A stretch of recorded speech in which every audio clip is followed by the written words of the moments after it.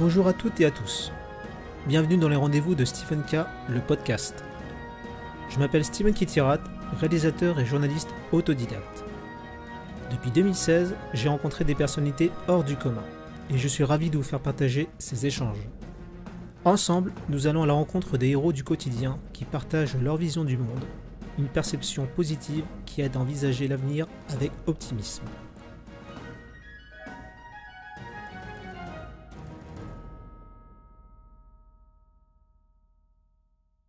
Bien, bonjour Monsieur Petit. Bonjour. Merci d'avoir accepté ma proposition.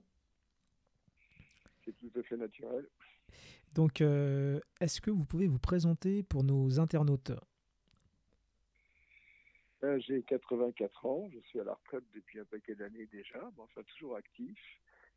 Alors, rapidement, j'ai commencé par être ingénieur, j'ai travaillé dans les fusées à poudre, puis après j'ai basculé dans un autre domaine qui était la MHD pendant quelques années. Donc j'ai eu plusieurs histoires, plusieurs carrières scientifiques mises bout à bout. Ça a donné une largeur d'intérêt assez ouverte, quoi. Et puis, disons qu'à partir des années 70, je me suis intéressé à la cosmologie. Et donc, c'est surtout à cause de la nécessité de me rabattre sur le papier crayon. Parce que finalement, en France, si vous voulez faire des choses de haut niveau, et si vous n'avez besoin que d'une feuille de papier et d'un crayon, ça marche. Après, c'est plus compliqué. Donc là-dedans, je me suis lancé là-dedans et on va faire un saut rapide parce qu'on n'a pas beaucoup de temps. Bon, ça a donné quelque chose qui s'est appelé le modèle Janus. Puis actuellement, on est une minuscule équipe de 3-4 personnes qui travaillent là-dessus. Ce travail a donné lieu à des publications scientifiques depuis 1994 et ça s'est accentué en 2014, 10 ans plus tard. Bon, eh bien, actuellement, il y a un article de 70 pages qui est accessible sur la base de données HAL. Et moi, je peux dire la chose suivante, c'est que il n'y a plus de critique possible sur ce modèle. Alors, actuellement, par exemple, Jean-Pierre Luminet vient de sortir un livre qui s'appelle L'écume de l'espace-temps chez Odile Jacob. Et si on consulte ce livre-là, eh bien, on constate que aucun progrès n'a été effectué depuis 15 ans, depuis la sortie du livre de Lise Moline qui s'appelait Rien ne va plus en physique. Là, effectivement, rien ne va plus en physique et en cosmologie. La physique et la cosmologie sont en panne depuis les années 70. Et maintenant, quand on lit un ouvrage de ce genre, on n'a que des conditionnels, serait, pourrait, expliquerait, constituerait, etc., etc. Alors, le modèle Janus, simplement, il donne un ton de propos complètement différent. C'est-à-dire que c'est le seul qui donne une identité aux composants invisibles de l'univers. Ça répond à l'absence d'observation d'antimatière cosmologique. L'antimatière cosmologique, c'est de l'anti-hydrogène et de l'anti-hélium de masse négative. Ça représente l'introduction des masses négatives dans le modèle cosmologique. C'est un saut qualitatif très important parce que ça suggère de compléter l'équation d'Einstein en lui donnant une petite sœur jumelle. Il y a donc deux systèmes d'équations de champ.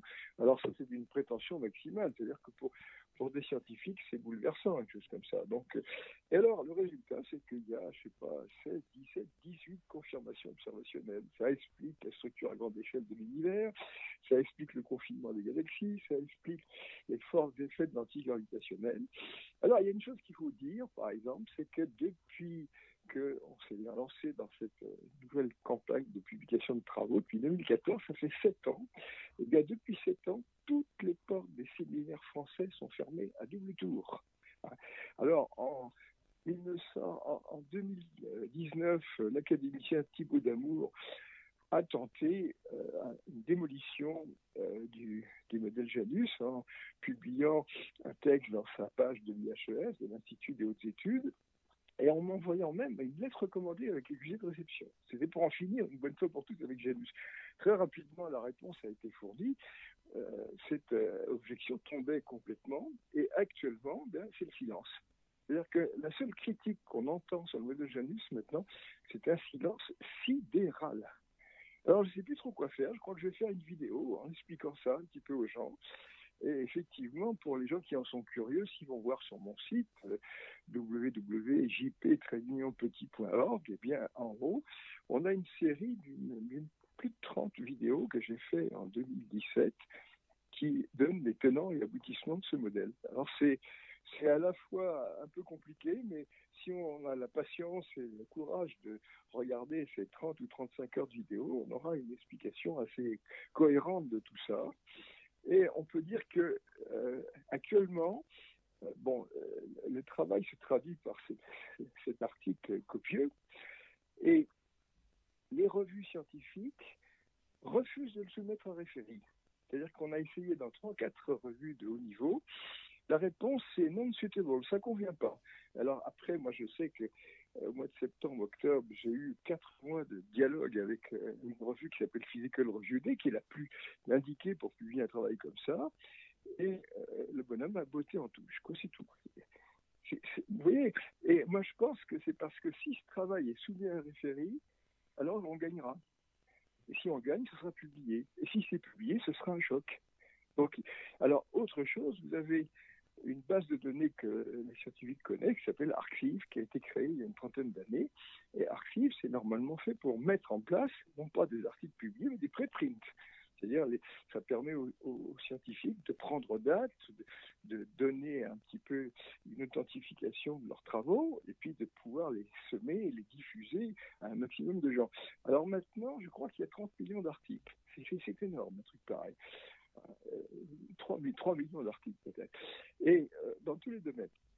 Alors, il y a 6-7 ans, il y a une sorte de tour de vis qui a été donné sur Arxiv. Tout d'un coup, moi, j'ai essayé de mettre un article ou deux, et puis ils ont été bloqués. Alors, je ne comprenais pas très bien. Et puis, j'en ai allongé en une année 17. Puis à la fin, la phrase a été les modérateurs ont estimé que vous deviez d'abord publier ces travaux dans des revues scientifiques de haut niveau avant de les mettre sur Arxiv, ce qui est absurde, puisque normalement, c'est fait pour être publié avant que ce soit accepté. Bon, ma foi, j'ai rien fait. Et puis, il y a 6 mois, eh bien, j'avais 4 ou 5 articles qui avaient été publiés dans des revues. Ils étaient bien mis en forme, donc j'ai voulu les mettre sur Arxiv. Et là, la censure est apparue de manière évidente. J'ai reçu une réponse. Les modérateurs ont estimé que ces articles n'avaient pas leur place sur Arxiv, bien qu'ils aient été publiés dans des revues. Alors, les revues, c'est Astrophysics and Space Science, c'est Modern Physics Literature, c'est des revues tout à fait sympathiques, solides, incontestables. Bon. Et ça, c'est incroyable, vraiment. Mais alors, la question, c'est qui devrait s'en émouvoir? Bien, on pourrait dire les journalistes scientifiques. Non, ils ne bougeront pas. Alors, effectivement, on pourrait se dire, mais comment c'est possible une telle situation? Bon, ben là, c'est le deuxième volet de mes activités. Vous savez que je suis l'homme des ovnis. Je suis l'homme je suis le scientifique qui a osé dire que c'était un sujet intéressant, non seulement intéressant, mais crucial. Et ça, c'est un crime. Ça n'est pas admissible dans le monde scientifique actuel. Et on ne sait pas trop quoi faire. Alors, oui. D'ailleurs, vous m'avez conseillé un documentaire, enfin pas un documentaire, mais une conférence, une vidéo sur YouTube qui s'appelle Faut-il être hérétique pour innover en sciences? Du coup, j'ai bien regardé, j'ai bien écouté attentivement la vidéo, et c'est vrai que, enfin, c'était fait en 2000, mais on a l'impression que c'est même fait aujourd'hui, quoi. Oui. Pour vous, ça a toujours pas évolué, mais quelles sont les solutions, en fait? Bah, si vous voulez, on pourrait dire que s'il n'y avait pas Internet, la partie serait perdue. Mais vous savez, dans le monde des sciences, il y a des tas de gens qui ont tourné en rond. Prenez par exemple Wegener avec sa théorie de la dérive des continents. Il y a des tas d'exemples scientifiques comme ça où les gens désespérément s'adressent à leur communauté en tournant, en faisant des conférences et ça ne donne rien. Et là, on pourrait dire actuellement que c'est le cas. Prenez un type comme Luminet qui, dans son bouquin, a écrit que le modèle Janus n'avait aucune confirmation expérimentale et avait suscité un scepticisme chez les scientifiques. En fait, il n'a rien lu et il n'a rien compris. Et je dirais même la chose suivante, franchement, si on cherche chez les scientifiques, ils les questionnent, ils vont hausser les épaules, mais ils ne lisent pas. Alors, s'ils ne lisent pas, qu'est-ce qui reste? Eh bien, je dirais que ma cible, c'est plus les scientifiques, ce sont les gens qui ont un niveau mathématique spécial. Alors, il y a de plus en plus de gens qui sont des profs du secondaire, qui sont des ingénieurs, qui regardent les fichiers PDF qui accompagnent les vidéos et qui se disent, ça a l'air de venir de vous, son histoire. Puis surtout, il y a quand même une chose qui est bizarre. Comment se fait-il qu'il n'y ait pas de débat? Il y a un internaute qui a installé une pétition qui maintenant fait plus de 16 000 signatures. Il y a 6 000 messages pour que je puisse présenter mon travail à l'Institut des études ou à l'Académie des sciences. C'est le silence total. Vous parlez aussi à cette époque, en 2000, des jeunes. Est-ce que c'est toujours d'actualité? Vous pensez que c'est toujours par les jeunes, par la jeunesse, que ça va bouger? Ben, pas seulement par les jeunes, par la jeunesse, c'est par les gens qui n'ont rien à perdre. Parce que le modèle Janus est catastrophique, si vous voulez. C'est une boule qui roule vers des quilles qui ne demandent qu'à s'effondrer. C'est un château de cartes. La physique théorique, maintenant, regardez par exemple, toute la cosmologie, ça repose sur cette hypothèse de matière sombre et d'énergie noire. Or, la matière sombre, ça n'existe pas. On a essayé de la mettre en évidence dans des mines avec 1 kilo de xénon, 10 kilos, 100 kilos, une tonne, et toujours rien. Et là, maintenant, on est en train d'essayer de faire monter cette expérience avec 10 tonnes de xénon. Moi, je dis, oui. Et pourquoi, selon vous, on essaie de... Enfin, on bloque, pas que vous, mais on vous bloque, en fait. C'est par rapport à quoi, en fait? C'est l'économie? C'est qu'il y a un dogme? Il y a deux raisons. La première, prenez des gens qui seraient dans un séminaire, qui m'écouteraient parler. Il y en a un qui pourrait lever la main en disant « Et que deviennent mes recherches dans ce contexte ?» Ben, mon pauvre ami, maintenant, tout est par terre, quoi. Vous pouvez jeter toutes les thèses de doctorat, tous les milliers d'articles. C'est quand même terrible. Donc, c'est la première chose. Et puis, le deuxième point, c'est que ce modèle, vous savez, le modèle d'Einstein, ça revient à considérer que l'univers est ce qu'on appelle une hypersurface. Il y a des surfaces à 2 dimensions. Là, c'est une surface à 4 dimensions. C'est un peu difficile à imaginer. Mais qu'est-ce que dit le modèle Janus? Ben, que cette hypersurface, elle a un endroit et un envers. Et les distances ne sont pas les mêmes selon qu'on chemine sur l'endroit ou selon qu'on chemine sur l'envers. Alors, sur l'endroit, ce sont les masses positives, et sur l'envers, c'est les masses négatives.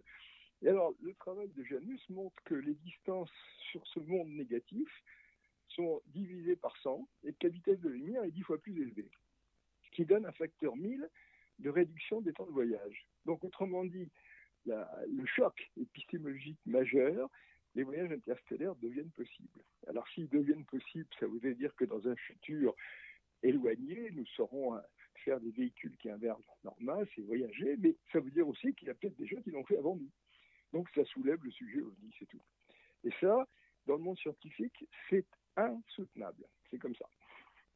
Oui, donc ça a plus une conséquence pour les personnes qui tentent de vous... Enfin, les pseudo-scientifiques que le public, en fait. Si on dit ça au public, ça, je veux dire, ça va rien changer. Je veux dire, au contraire, ça va leur donner plus d'informations et s'intéresser beaucoup plus, peut-être. Vous voyez, la stratégie... elle n'est plus défensive, elle va être offensive. Moi, je pense que d'ici quelques semaines, je vais créer une nouvelle vidéo où je dirai c'est scandaleux, ces gens-là gardent leurs portes de séminaire fermées, j'envoie des messages, on ne me répond pas. Moi, je lance le défi. Qui est capable de trouver des erreurs et des fautes dans ce modèle? Personne. Oui. Et il ne peut pas faire mieux. Parce qu'il y a des gens qui me disent, mais qu'est-ce que j'ai comme preuve? Ben, la preuve, c'est que personne bouge, nom de Dieu. C'est pas supportable, des trucs pareils. Oui. Alors, Monsieur Petit, est-ce que vous avez justement un message pour celles et ceux qui veulent se lancer dans cet univers, en faire un métier? Un métier, oh là là, un métier. Vous savez, déjà, comment dire, quand vous dites les jeunes, imaginez par exemple des jeunes brillants qui ont fait des études très solides, qui aimeraient faire une carrière de recherche. Ben, s'ils veulent faire une carrière de recherche, je dirais que se tourner vers ce modèle Janus, c'est la pire des choses, parce que toutes les portes vont être fermées. C'est-à-dire que les portes sont fermées, c'est les portes de séminaire pour le senior researcher que je suis, mais les portes de laboratoire seront fermées pour les gens qui voudront travailler là-dessus. C'est comme ça. Et ça, c'est un scandale, c'est tout. C'est pour ça qu'avec Bourret, on a préparé un bouquin qui va sortir en septembre, qui expliquera un petit peu cette situation, quoi. Vous savez, de toute façon, dans le monde actuel, le mensonge est partout. Hein. Vous avez un mensonge politique, vous savez, le sous-titre du bouquin, c'est une phrase de Sénèque, il n'y a pas de vent favorable pour ceux qui ne savent pas où ils vont. C'est tout à fait ça en politique. Ben, dites-vous bien qu'en science, c'est pareil. Et alors, justement, la clé de ce livre, c'est de se demander, mais qu'est-ce qui s'est passé dans les années 60-70 qui fait que tout d'un coup, on n'a pas réussi à progresser? Ben, j'explique ça, c'est assez compliqué. C'est la topologie, c'est la géométrie. Disons qu'il y avait une sorte de... le fait de considérer que l'univers avait un endroit et un envers, c'est un aspect géométrique subtil, et les physiciens n'ont pas capté, c'est tout. Voilà. Y a-t-il une phrase qui vous définit, qui définit votre philosophie de vie? Si vous voulez, c'est la recherche de vérité, c'est tout. Hein. Je veux dire que moi, si j'avais été flic et si on m'avait dit on n'enquête pas sur tel sujet, j'aurais dit non, j'enquête sur tout ce qui se présente. Mais carrément, je vous assure que dans les années 70, au CNRS, on m'a dit on vous demande de ne pas travailler sur ce sujet OVNI, carrément. Il y avait une sorte d'interdit. Moi, je ne peux pas. Me définir, c'est il n'y a pas de sujet dont la science doit se détourner. C'est pas possible. C'est pas de tabou. Qu'est-ce que ça a comme conséquence selon vous sur la population? Pas grand-chose peut-être. C'est plus pour eux. Si vous voulez, j'ai fait des bouquins, les gens les liront. J'ai fait des vidéos, les gens les regarderont. Le but, c'est d'arriver à entraîner une prise de conscience des gens. Vous savez, le sujet Janus, ce modèle, c'est intéressant, c'est une sorte de révolution en science, c'est formidable, il y a aussi un aspect mécanique quantique, mais moi je pense que l'incidence la plus importante, c'est le sujet OVNI. On n'est pas tout seul. Et il faut, à ce moment-là, la conséquence, c'est la Mecque, Jérusalem, Rome, Wall Street, Pékin ne sont pas les centres de l'univers, c'est tout. Et là, actuellement, on commence à peine à envisager les choses. Il y a des gens qui se disent, oui, il y a peut-être une autre vie dans l'univers, mais sous forme bactérienne. L'idée que nous soyons en retard sur des gens qui ont peut-être une avance sur nous, c'est pas pensable, oui. C'est incroyable. Et je pense qu'actuellement, c'est la prise de conscience. C'est pas pour attendre des grands frères du cosmos des solutions. C'est pour se dire, mais remplaçons-nous dans notre médiocrité locale. Franchement, nous sommes en train de nous chamailler avec des batailles entre tribus qui sont presque c'est médiéval comme situation. Voilà. Donc à travers tous vos recherches, vos rencontres, vous, qu'est-ce que vous avez appris sur l'être humain, sur le vivant, quoi? Si vous voulez, tout ça s'est traduit par un autre bouquin qui s'appelle Le Métaphysicon. Hein, et ça, c'est un autre saut extraordinaire, c'est d'imaginer que la métaphysique puisse être théorisée. Alors ça peut paraître un peu étrange, mais un scientifique digne de ce nom ne doit pas s'arrêter à cette frontière. S'il y a un pas peut-être fait dans cette direction, il faut le faire, c'est tout. Et c'est ce qu'indique le métaphysico. Et le métaphysico, c'est une façon d'inciter les gens à théoriser leurs croyances.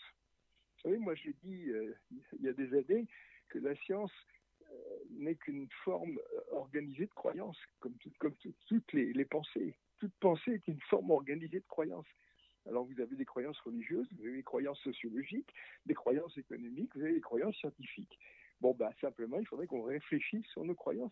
Pourquoi tout d'un coup nous sommes équipés de croyances? Puis alors aussi, il y a l'idée, moi que je soutiens, c'est que en fait, le vivant sur notre planète, eh bien, sa phénoménologie, c'est augmenter sa complexité pour étendre son champ relationnel. Actuellement, notre technologie nous amène à l'orée de l'époque où nous pourrons aller vers d'autres planètes. Et c'est notre devenir. Et simplement, sur la Terre, il y a une situation un peu particulière qui fait qu'au moment où nous arrivons à cette maturité scientifique et technique, la maturité politique ne suit pas, quoi. Nous sommes encore perdus dans des combats imbéciles qui n'ont plus leur place. Voilà. En quoi croyez-vous, Monsieur Petit? En quoi je crois? Je pourrais vous dire, je n'ai pas de religion particulière. je crois que le monde n'est pas seulement matériel, qu'il a une composante immatérielle. Je crois que après la mort, ça ne s'arrête pas. Je veux dire que à 84 ans, je me dis peut-être que j'ai une dizaine d'années d'espérance de vie maximale, qu'après je passerai l'arme à gauche, mais ce ne sera guère qu'une vie de plus dans une série, c'est tout. Voilà ma croyance.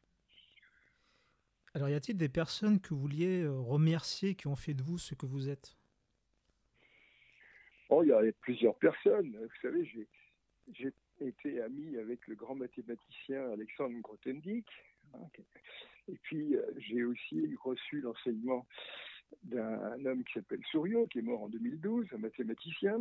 Il y a un autre mathématicien à qui je dois énormément, qui est André Lichnerowitz, qui m'a défendu à une époque où vraiment j'étais en très mauvaise position vis-à-vis du CNRS. Voilà, des gens que j'ai à remercier, ce sont des scientifiques que j'ai côtoyés et quelquefois qui m'ont aidé. Alors pour finir, comment voyez-vous l'avenir? Je le vois dans une sorte d'urgence. Je ne sais pas quoi faire, si vous voulez. Comment voulez-vous enfoncer les portes des séminaires? Comment voulez-vous faire irruption sur des plateaux de télévision? Maintenant, comment voulez-vous imposer vos publications à des revues qui refusent même d'examiner vos travaux? Donc simplement, je ne sais pas. Il y a une urgence comme ça, et puis alors les scientifiques ne se pressent pas pour rejoindre notre équipe. C'est assez décourageant. Je ne sais pas. Enfin, vous voyez, le truc, c'est qu'à l'âge que j'ai, on ne peut plus m'inciter à la patience. À 84 ans, on ne peut pas être patient, on n'a pas le temps. Oui. Voilà. Donc, il vaut mieux faire que rien faire, quoi. Ah oui, c'est une tentative. Et tout ce que je fais actuellement, c'est pas pour moi, je m'en fous éperdument. Vous savez, les honneurs, la reconnaissance et tout ça, c'est simplement, est-ce que j'arriverai à inciter les gens à prendre conscience de tout ça? Attends, quoi. Bon, déjà, vous savez, j'ai passé plus d'1 an à faire ces vidéos. C'est un travail énorme. Il y a des milliers de dessins, mais je ne regrette pas. Parce que ces vidéos font leur chemin actuellement. Mais bon, l'attitude globale des comités scientifiques est honteuse. Il n'y a pas d'autre mot.